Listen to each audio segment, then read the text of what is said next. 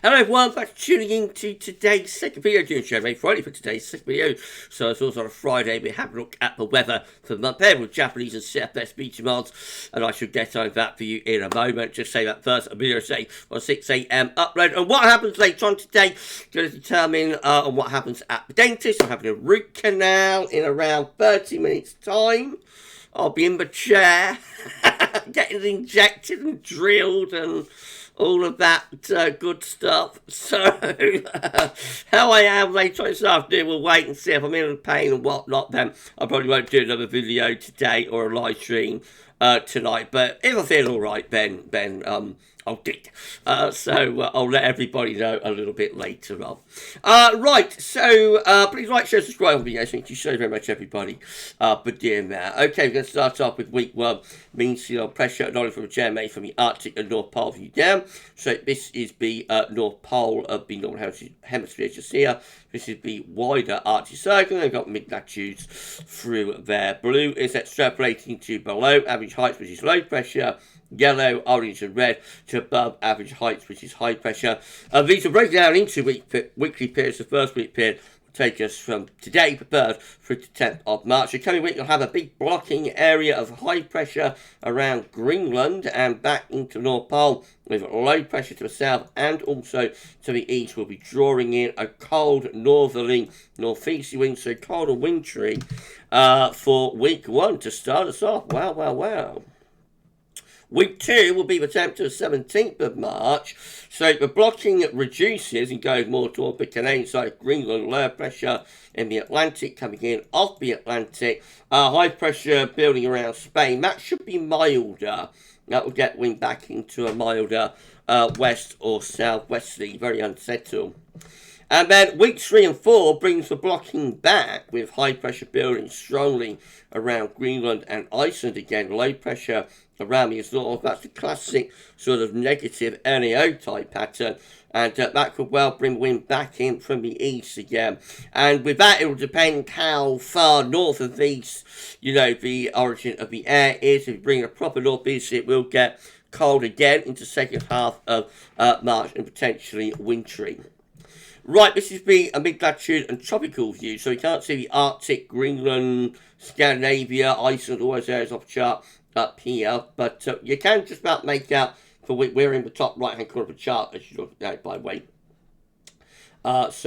Just there, perched on the edge. You can just about make out that blocking area of high pressure there with the yellow, orange and red colours. But again, this is Greenland. It's going to be around here to extend, away to the north with the low pressure, of course, underneath it coming in from the Atlantic. And also, we know that low pressure is to our east and northeast too. So the upshot is we get a colder than average week next week from the 3rd to the 10th of March. Temperatures are below average then. And precipitation-wise, it's a bit on the dry than average side. Set to the south where it's slightly wetter. Right, week 2 is going to be the 10th to the 17th of March. The middle part of the month looks milder with high pressure building around Spain, low pressure back in from off the Atlantic. Also, it should be bringing wind from more of a west or a southwesterly direction. Temperatures will lift up, especially so for England and Wales. It becomes milder by around 1-2 degrees, and it's also a very wet week as well there, with significantly above average rainfall. So mild and wet for week 2. And then weeks 3 and 4 has that large area of high pressure, which you can just make out blocking to our north with low pressure to the south. The temperature anomaly is about average to slightly above, and the precipitation anomaly, it's a little bit on the dry and outside. So only go for one cold week, which is week 1. However, that is a 2-weekly anomaly, remember, weeks 3 and 4. So it could be transition. It might start off and set to relatively mild in week 3 and then become much colder in week 4, or vice versa, something like that. Could always be going on with a 2-weekly anomaly.